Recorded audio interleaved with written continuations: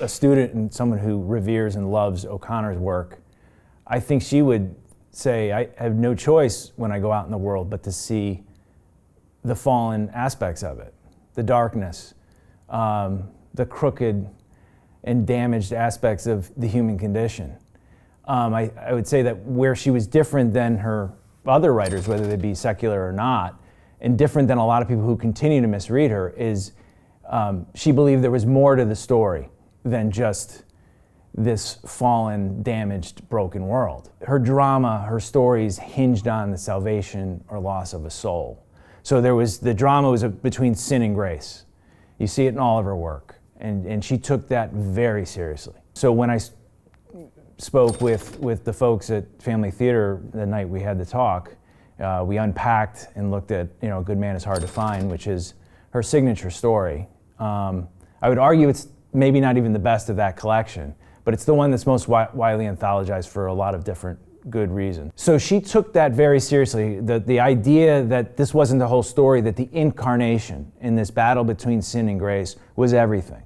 That there was a God that did not forsake his creation, that loved it so much that he would go down into the darkness of it all and swallow up everything that's awful about it in order to love it and bring light into the darkness in order to redeem it. That's why her stories, which are sometimes misread as being brutal and harsh and hopeless, are ultimately very hopeful and uplifting and moving stories, I find. They're also disturbing, and they're intentionally disturbing. They're supposed to shake you out of a certain complacency to experience meaning and have an encounter with mystery, and just shake you out of your dull sort of modern sensibility. As far as Bosch is concerned, though different in many respects, Harry Bosch is a very kind of damaged character who has a kind of wounded history of his own, and that's marked him. He's someone who goes out as a detective who may be skeptical in order to ferret out the truth, but he's not cynical. He has a mission, and that is to go out into this sort of dark underbelly, look at the worst that this city and that humans do to each other, which is murder and brutality and abuse and neglect and the whole sort of menu of depraved things that this world sees on an everyday basis, and to try to bring out justice and to try to find truth in that and to relentlessly pursue it.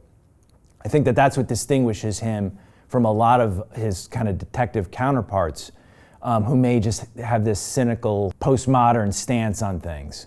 And he is obsessive in pursuit of that, sometimes to the detriment of the relationships that matter to him, whether they be personal or professional. I'm going to show my bias here because I'm going to bring up two shows that I'm pretty passionate about, or a couple of shows that I'm passionate about. But I think I'm passionate about them because I'm responding to a certain dramatic and moral sensibility that would be reflected in O'Connor's work. One is Breaking Bad, which is just meticulously and beautifully crafted dramatically in the way it's produced, etc. But at the heart of it is a very serious moral sensibility. One, that your actions have consequences, that we don't live in this sort of world where you just do whatever you want, and whether someone catches you is not going to be the arbiter of whether something is right or wrong. That there are consequences, and what you actually put out into the world can sometimes wash back onto you in ways, whether you intend them or not, that are very serious. I think Vince Gilligan and all the writers who were involved in that show took that mandate very seriously, and they saw it out beautifully through 62 hours of television. You are time-bound. Dig, dig, digging. And I have no intention of being around for the boom. Another show that it has a small audience, but I think has a lot of resonance for Flannery O'Connor, and they've mentioned her in the show several times, is a series called Rectify, which was on Sundance, and I'm always trying to get people to watch it. It's a very different kind of show. It's deliberately paced. It's poetic in terms of its visual style. It's sometimes reminiscent of like a Terrence Malick film, and it's in the South, and it's about this character Daniel, who after I think nearly 20 years in prison is not quite exonerated, but he's released, and there's a question about whether or not he's guilty. And he goes back into his town, this small Georgia town called, I think, Pauley, interestingly enough. And back to the family and back to the political and social climate that condemned him or loved him or forgot him and all these other things. He's almost, I would say, a Christ figure who returns and he sets everything immediately off balance. The social structures, the political structures, even his own family. He's an alien to them, and he's an alien in his own home. And the show explores a lot of these sort of existential, philosophical, and spiritual issues. And they treat the characters of faith very respectfully and seriously, and you don't see that a lot. So I think those three shows, while they're very different in many respects, touch on things that Flannery O'Connor was after with her work. When you are with yourself all the time, it feels like you no longer exist. But there's this little part of you that's insistent that you remember all the pain and the sadness and all that you have lost.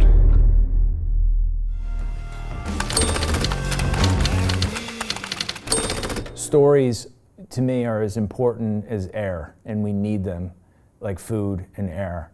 The human person needs them. And we're often told that it's because we're trying to make sense of the senseless, and I think that's half the story. I think it's also that we get to apprehend meaning through the vehicle of story, that we're a storytelling animal, and it's sort of baked into the cake. It ultimately, I think, brings us home, to our eternal home. At least I hope it is. But it's also to help us here make sense of the whole thing that is life, the mess and the beauty of it. So I think story, rather than delivering people to darkness or depression, can help them not escape from reality, but explore it more intimately and emotionally. And that's where art can really, it sort of slips underneath our consciousness and gets into our heart, and that's where it can really affect people. I mean, I envy how music can do that immediately. But film and literature and painting and a lot of art, that's the intent, It's a narrative. It's about communing in a way with an audience and making that connection. So that would be my suggestion: is rather than shy away from it, apply discernment. Yes, guard yourself if it gets to be too emotionally affecting, but know that story is there to help you navigate through this world and to help you maybe live a life that's fuller and to help make sense of things. The journey that you're walking spiritually is very important and should be a priority. So as a Catholic, that obviously means the Eucharist and Mass and the Rosary and obviously starting with the Eucharist and coming out from there. It's our source and summit. That's important, that there's nothing more important than that, sort of grounding everything. You hope, that's what you're striving for, and that everything else flows out of that centering, relationship. So in light of that, I think that it's not compartmentalizing what then you do every day. It's all part of this sort of, for lack of a better word, tapestry that you hope you're living out. Even though you don't always see the big picture, you hope that this is kind of what you've been called to, that in your stumbling way that you've kind of answered and you're trying to make your way as a writer, as a person, and that those things aren't separate. There's no dichotomy. So even though you're going to go and explore dark stories or dark characters, you're doing it with, you hope, a mind and an imagination and a heart that's been formed by this other thing, and that you trust that other thing will kind of help you move through it and put whatever your own stamp on it. Some of the works that we've talked about today, I would want them to have those elements.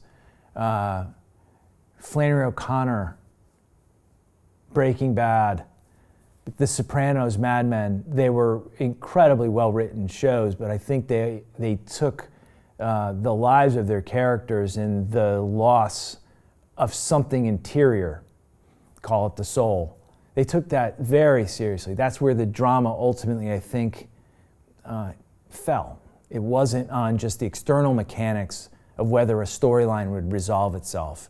It was all sort of aimed toward something invisible. In O'Connor's work, there's something pulsing underneath those stories. And the stories, when you really unpack them and try to make sense of them, and it's also why they defy easy explanation. Whenever I've taught her stories or talked about them, I never quite feel like I'm doing it justice. I always feel like it's beyond my grasp.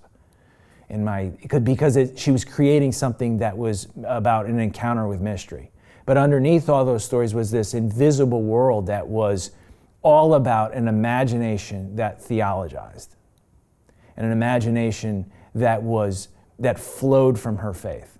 It wasn't, oh, she was incidentally Catholic. This didn't mean that her stories were sort of catechesis by other means. I think she would find that probably pretty repugnant, as much as she would love, the catechism. I think her role of story and her as a writer, she wouldn't sit here explaining it. She would say, read it and experience it. That's why I wrote it. So if I would ever have the great blessing to run a show, I would want it to have these aspects of it and be one that everyone, believer or non-believer, could sit and experience and be entertained by it and find meaning in it. And if there was something that was planted in their hearts or their minds, then that's, it's God's doing from there on out. It's not mine.